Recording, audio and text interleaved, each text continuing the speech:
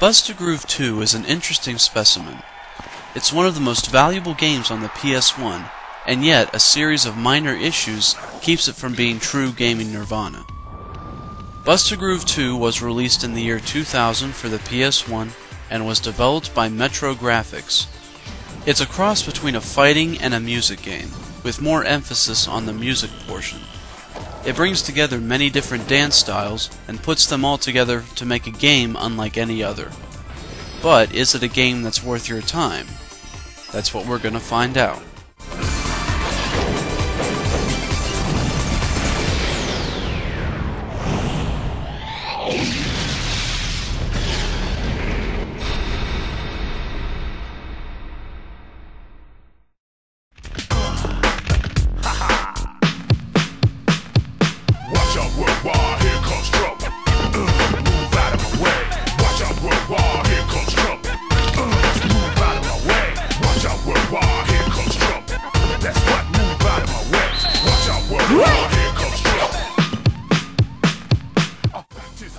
Busta Groove 2 doesn't even attempt to have an actual story.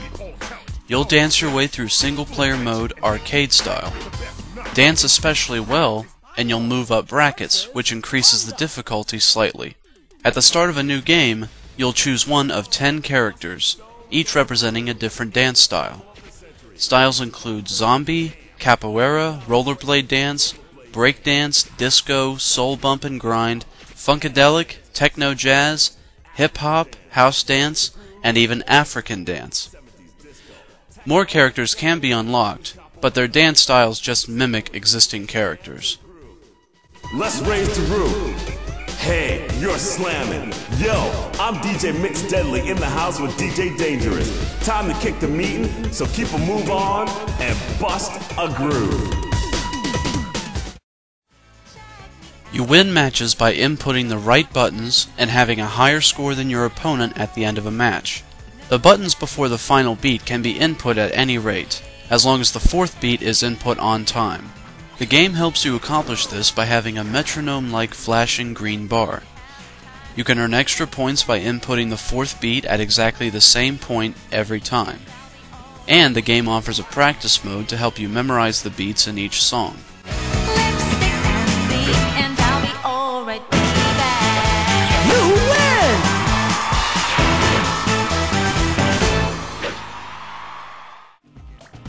If you're lucky enough that you manage to get 3 of the colored bars at the bottom of the screen to line up, you can execute a jammer attack, which will interrupt your opponent if they cannot pull off a guard in time.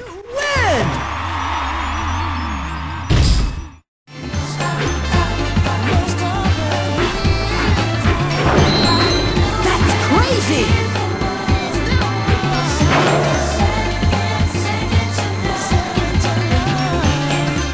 The game only has a few minor faults. For instance, the music itself is awesome, but because of its diversity, it's likely that everyone will have a couple songs that they don't like. So when playing in single-player mode, you'll likely end up being forced to play through songs that you'd rather just skip. A customizable playlist at the start of every match would have remedied this.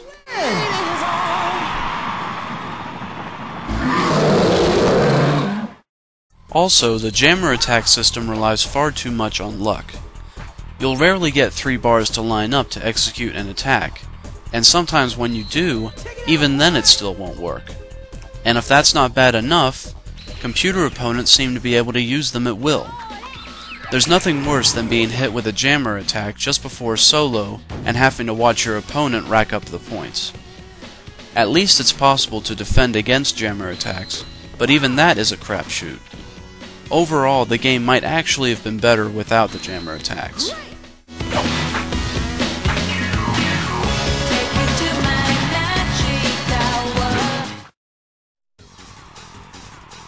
Fans of music-based games like DDR and Parappa the Rapper should definitely check out Busta Groove 2.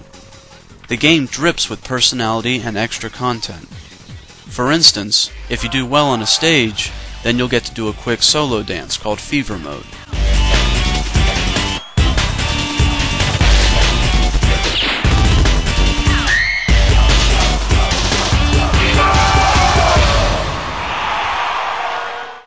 But if you finish a stage and the scores are extremely close, then you and your opponent will bust out of fever mode together.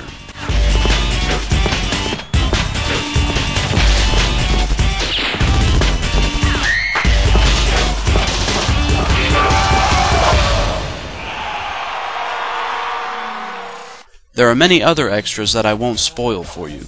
Just try Buster Groove 2 for yourself. And don't be surprised if you catch yourself singing along to some of the tunes.